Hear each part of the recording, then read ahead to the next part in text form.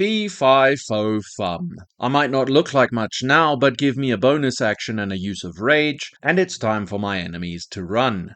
Have you ever felt the burning desire to be unspeakably big in D&D? Yeah, me too.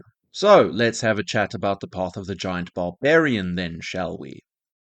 Hi there, I'm just a second level fighter who likes talking about Dungeons and Dragons, and if you believe that giants may in fact be better than dragons in any way, shape, or form, please consider hitting the subscribe button or leaving a comment or like on the video. But enough about that, because today we're talking about an extra large, extra chunky subclass. The Giant Barbarian is potentially the simplest of the bunch. It pretty much does exactly what you would expect a subclass with giant in its name to do. It gets big, really big, and it's awesome. It was first published in Bigby Presents Glory of Giants, because of course it was. And yeah, this subclass coupled with the Rune Knight Fighter perfectly fill the fantasy of turning your run-of-the-mill PC into a proper giant, even if only for short bursts.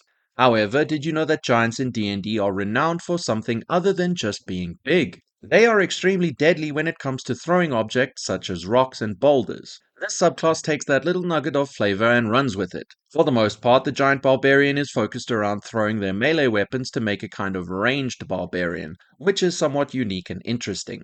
So we're going to give this big dumb fun barbarian a fair shake and take a look at what it does and how to build one. I have included my own crack at an example build later toward the end of the video too. Most importantly though, I want to know if bigger is indeed better, especially when comparing this to some of the other powerhouse barbarian subclasses. Full disclosure now though, yes, it actually kinda is. Anyway, let's dive into the two features we get at 3rd level when we choose the biggest barbarian subclass in 5e. Giant Power is a small ribbon feature that gives us access to either the Druidcraft or Thaumaturgy cantrip to show off some level of mystical majesty. Perfect for some light roleplay or setting a sense of awe for when the show starts. Wisdom is our spellcasting ability for the spell we choose here, not that that's gonna matter too much. Our core feature is Giant's Havoc, and this is of course what allows us to live up to our namesakes and somewhat fill their shoes. Just assume all giants wear shoes for the sake of the metaphor here. Whenever we use Rage, we gain the following effects. We can add our Rage damage bonus to ranged attacks made with thrown weapons, and our size grows to large, along with all of our gear. Our reach also increases by 5 feet. However, if there isn't enough space to accommodate our amazing girth, our size doesn't change, but we do still get all of the other benefits. So, being large has one inherent benefit as a player character. You take up 4 squares on a battle grid, or whatever the equivalent would be if you're using a different system for combat measurement. This means you have a significantly bigger footprint on the battlefield and have a larger threat range. This also means that you are easier to access for enemies, but that's fine. Now, obviously, being big is just kinda cool. There are many role-playing implications that go along with being the size of a bear or horse. The bonus to thrown weapon damage is also quite interesting within the context of the 2024 Player's Handbook. You see, when the subclass was first released, barbarians couldn't add their rage damage to ranged attacks with thrown weapons, so this enabled a unique playstyle. Nowadays, however, all barbarians can do that at a base level if they use strength for the attack roll, so this feature now lets us double dip on rage damage, which is actually pretty awesome at higher levels. But until we get our next feature, it might not come up too often. It all depends on if you're hoarding javelins or not. Moving on to level 6, we get Elemental Cleaver, and this one's here for all you fans of Mjolnir. It's another feature that comes into effect as soon as we activate Rage and lasts for the duration. We choose a single weapon we are holding, any weapon by the way, there are no restrictions here. That weapon is then infused with the magic of giants, and its base damage type changes to our choice of acid, cold, fire, thunder, or lightning. Additionally, that weapon deals an extra 1d6 damage on a hit and gains the thrown property with a normal range of 20 feet and a long range of 60 feet. And when we attack with it, the weapon immediately returns to our hands whether we hit or miss. I just want to reiterate here, this can be any weapon, even our favorite two-hander.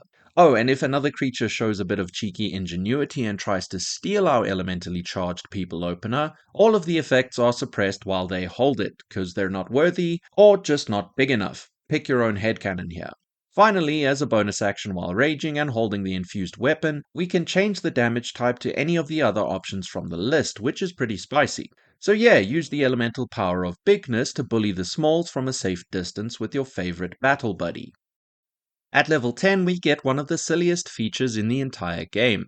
Have you ever had an unshakable urge to just chuck a random goblin or kobold into the air and see if they can fly? Well, that's precisely what Mighty Impel lets you do. As a bonus action while raging, we can choose a medium or smaller creature within our reach, which, by the way, is pretty big thanks to our Giant's Havoc feature. That creature then needs to succeed on a strength saving throw or be launched to an unoccupied space within 30 feet of us. If that space just so happens to be in the air, the creature gets to do their best sack of potatoes impression as they drop to the ground, potentially feeling the sharp pain associated with gravity and falling prone. The DC for this feature is tied to our strength modifier, which is awesome, because that's probably going to be our highest ability score. So, this doesn't only have to be used on enemies, by the way. It can also be used on allies to throw them to safety, or attempt something like a fastball special with an ally that is holding their action to unleash some pain when the right conditions are met.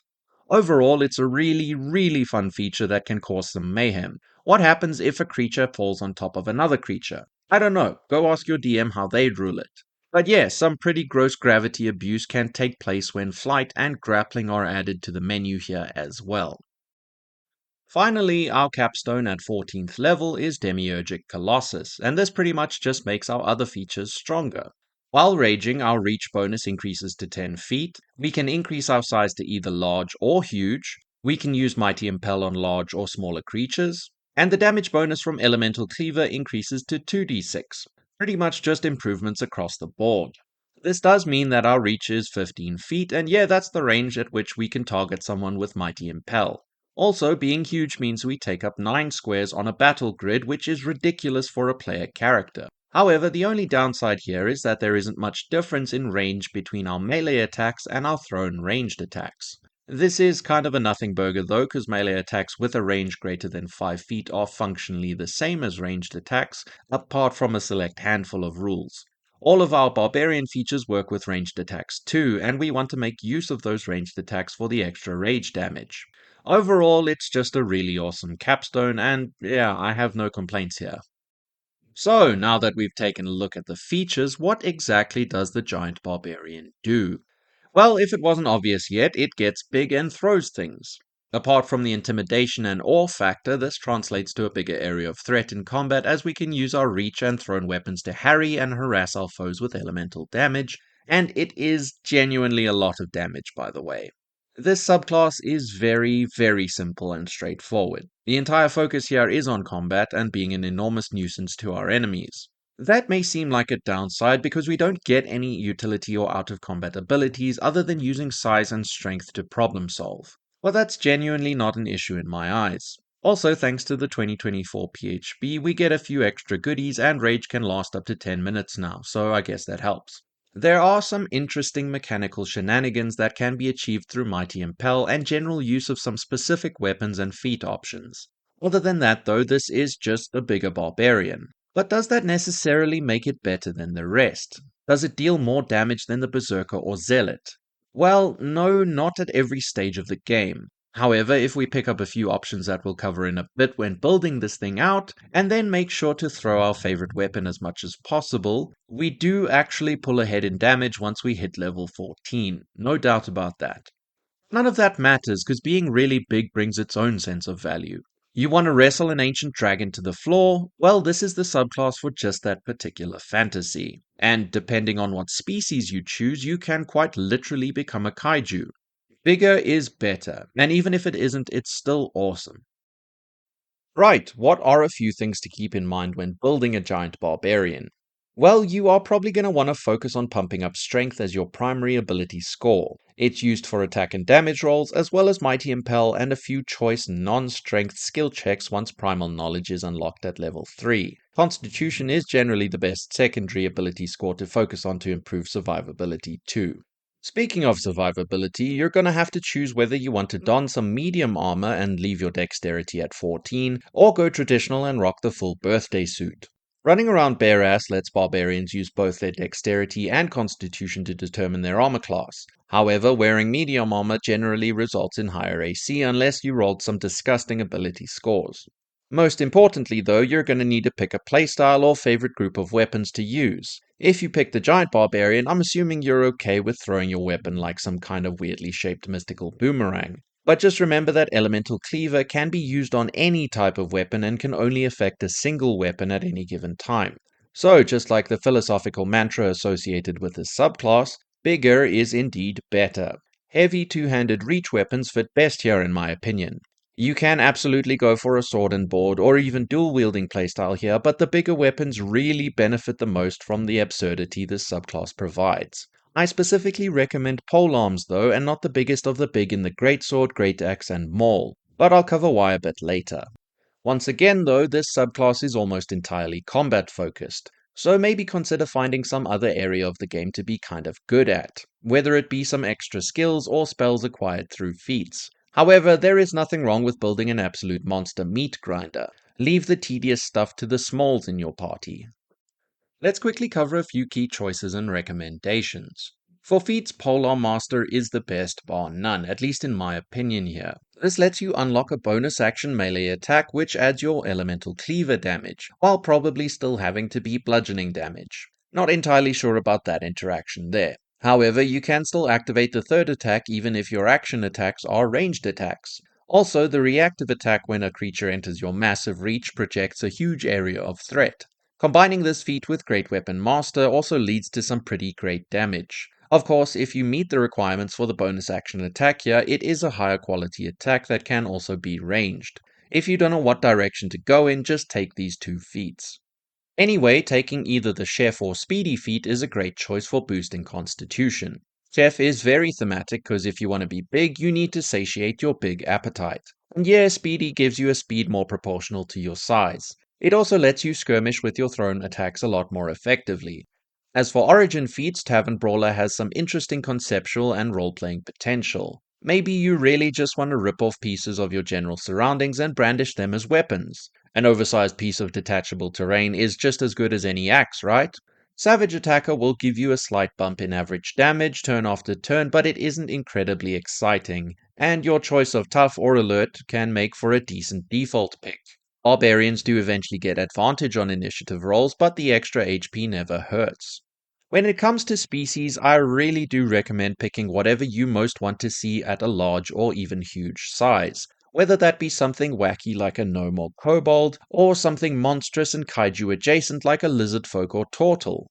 That being said, Goliath is the very clear thematic choice here. They are directly linked to giants, and yes, their ability to become large won't stack on top of giants' havoc, but they do move faster and have some interesting additions. However, bugbears are a mind-bending option that can do some truly silly things with this subclass. They have extra range for melee attacks on their turn, they deal more damage if they go first, and they can fit inside a space that a small creature can realistically fit in. This doesn't change when they get bigger, by the way. Bugbears can cause more than a few traumatic experiences while slithering their fuzzy bodies through kobold tunnels, while still maintaining their huge size, which is kinda scary from a geometric point of view. Obviously, small species are funny and they just kind of skip the medium size whenever you rage, but flying species can do some really interesting shenanigans with Mighty Impel, grappling and dragging enemies into the air only to throw them 30 feet higher for more fall damage is kinda mean. I don't know, maybe you just want to be Big Bird. I'm not judging. Okay, let's discuss all the reasons that polearms are just kind of the best option to go with, and here I am specifically referring to weapons that have the heavy and reach properties. At third level, you have a reach of 15 feet while raging, and this increases to 20 at 14th level. And yes, this is kind of gross in combat. However, general polearm or ranged etiquette dictates that you don't attack prone targets unless you want disadvantage on the roll, despite using a melee weapon being anything further than 5 feet away from a prone creature does this. Polearm Master obviously unlocks a third attack, which is huge for the extra damage dice from Elemental Cleaver. And yes, while the specific bonus action does need to be a melee attack, all of your other attacks can be thrown attacks for extra rage damage. They won't feel too dissimilar though, because the ranges are very close, at least when considering the normal range of thrown weapons. Another thing to consider is the great variety of polearms and their different masteries. Options like the Lance and Pike have the topple or push masteries that can really cause some issues for melee opponents just trying to make their way into melee range. The Glaive has the Graze mastery, which turns misses into damage. And the Halberd has the Cleave mastery, which can give you an extra attack on a nearby enemy if you make a melee attack. And this can activate when you use the bonus action attack from Polearm Master, which is awesome. Apart from this one though, the rest don't have any melee requirements and can just work when you throw your weapon too. Finally, throwing Great Weapon Master into the mix for a flat amount of damage equal to your proficiency bonus, but only on attacks made with your action, does feel great when combined with the double rage damage bonus on thrown weapon attacks. And yes, Great Weapon Master does indeed work on ranged attacks. It's just a lot of flat damage on top of the extra dice from Elemental Cleaver, and it gets even better when Brutal Strike is thrown in. And yeah, that works on ranged attacks too. All in all, the throwing Barbarian is alive and thriving over here. If you're not looking to go the full distance as a barbarian though, then multiclassing is always an option if allowed. There are many great combinations that work well with barbarians in general, but these are three that stand out to me for the giant barbarian. Taking 3 levels of monk and picking up the warrior of the elements subclass is an amazing way to build into the elemental force of nature aspect of D&D gigantism. Yes, monks provide flurry of blows and a lot of unarmed strike shenanigans, but you also don't need to use your dexterity for attack and damage rolls. Strength is perfectly suitable here. The Elements Monk, however, gives your unarmed strikes an extra 10 feet of reach, which rivals that of polearms and stacks with your own colossal noodle arms. You can also replace your punch damage with elemental damage. Overall, just a solid choice if you want to get into a brawl with a big monster, even if it requires having at least 13 in dexterity and wisdom. Then Fighter is always a great tip for barbarians. 2 levels gives you access to a fighting style and action surge. The thrown weapon fighting style is particularly nasty here. However, if you're looking for a subclass, you can't go wrong with the champion. The extra crit range is awesome and you will crit a lot because of reckless attack and the essentially permanent advantage on attack rolls it gives, provided you are willing to pay the price. That being said, if you want to go full send with the giant theme, the Rune Knight Fighter is an option. The increases in size don't stack sadly, but all the other giant-centric features are really cool to have. Finally, mixing Druid and Barbarian is an interesting concept to say the least. Both classes are forces of nature, and this becomes more apparent when the giant subclass is thrown into the mix. The spellcasting from Druids adds a lot in terms of utility and out-of-combat usefulness to a Barbarian, but depending on what type of Druid you choose, you also get a few goodies to help while raging. The Moon Druid is an interesting fit here because, of course, the only thing better than a raging animal is a raging animal that grows in size. And hint hint, pick the smaller creatures for some silly fun, even if the damage output may be somewhat lacking. I am fairly certain a few DMs out there would allow certain beast forms to throw weapons if asked really nicely though. However, the Spores Druid is probably the best subclass here to combine with a Barbarian.